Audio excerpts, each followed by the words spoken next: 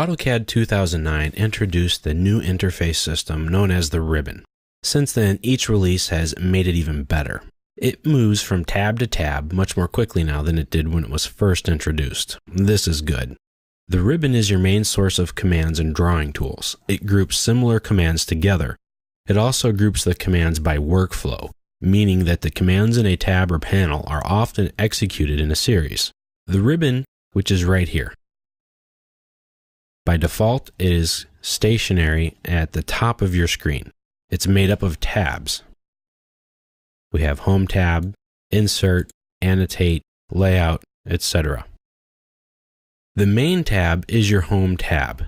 This tab has several different commands in it that are used regardless of your design industry or project. These commands are also amongst the most commonly used. In each tab has a panel.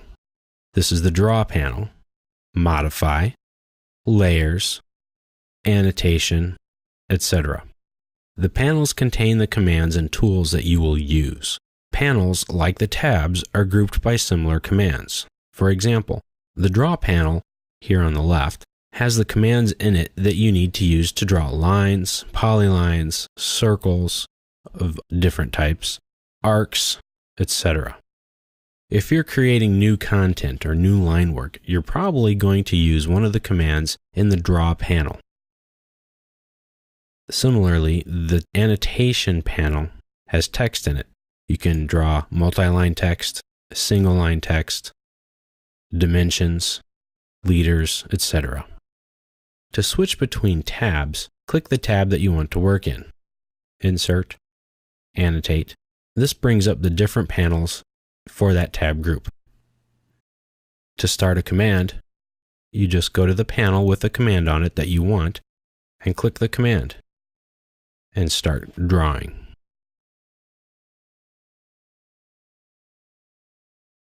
And there's a dimension. If you aren't sure which command icon is for which command, just hover over it. You see that? A tooltip balloon will come up and it will show you a bit of information about the command. First, it will tell you the name and a brief description. If you stay there and let it sit for a few more moments, even more information about that command will come up. These are default settings, so if someone else installed this for you, they may have turned that off. And you may find them annoying, and you may want to turn them off. That's up to you. I'll show you how to do that very quickly. Open up your options windows. In previous sections, we went over to the application menu, clicked on options. You can do that all you want, or you can just type in OP on the command line and press enter. This will also bring up the options window. Now your tooltips and your rollover tooltips are display features. So you want to go to the display tab in your options, and it's in this Windows Elements section, and it's right here. You can show the tooltips and you can show the rollover tooltips. The rollover tooltips are the real quick ones. Those are the ones that come up nearly immediately, and they tell you the name of the command with a very short, brief description of what it does.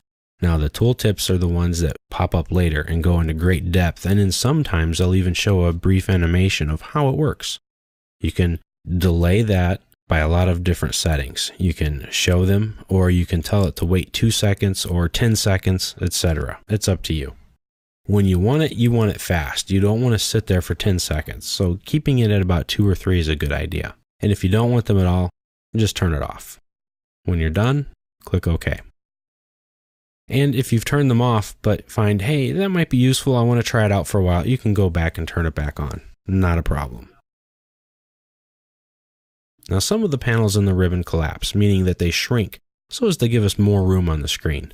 Like here in the Annotate tab, in the text panel, we see that it has an arrow, a down arrow right here. Same with these dimensions, but not with the leaders. This gives you more commands, more options. It does this to save space. As you can see here in the dimensions, there are a lot more commands that are available. And sometimes too, you'll see it in the commands themselves. That means there are options available to you. Click it, and a list will come down and show you. Now, this is the case in a lot of different panels. like the Draw panel, or the Modify, or the Layers. The commands you're going to use in the Layers panel the most are shown up here. The ones you're going to want to use but not all the time will be down here. Same thing with Modify and with Draw.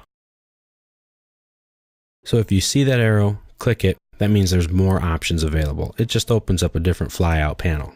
And some of these commands, like the circle, have their own flyout. Just like the panels do, so do the commands.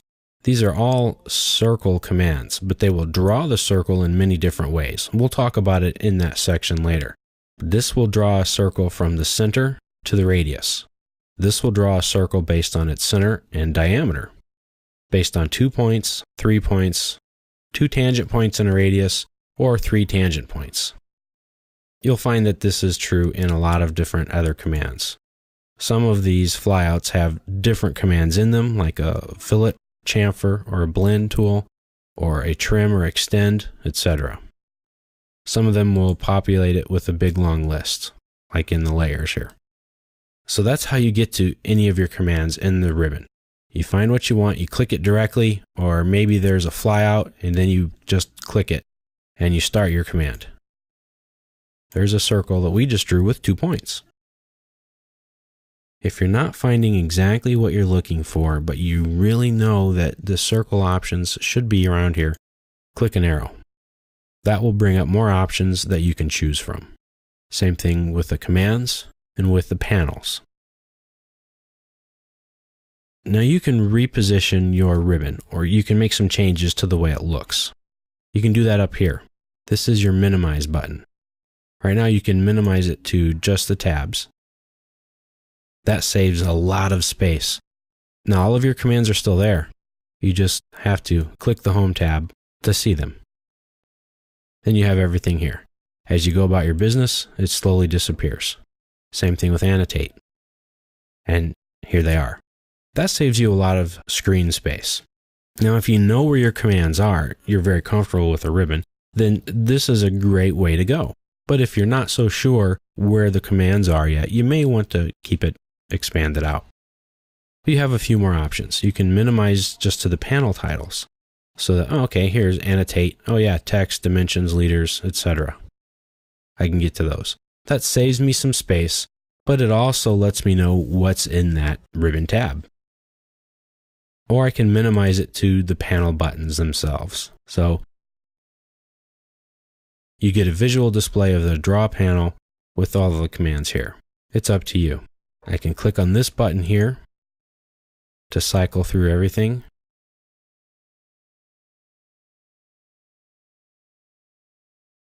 Or just to return it back to normal.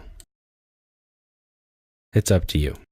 I like working this way because it helps me to know where everything is, and I'm going to leave it on this setting for the remainder of this video. That way you can see where everything is. It's less confusing that way, and it's much more visual.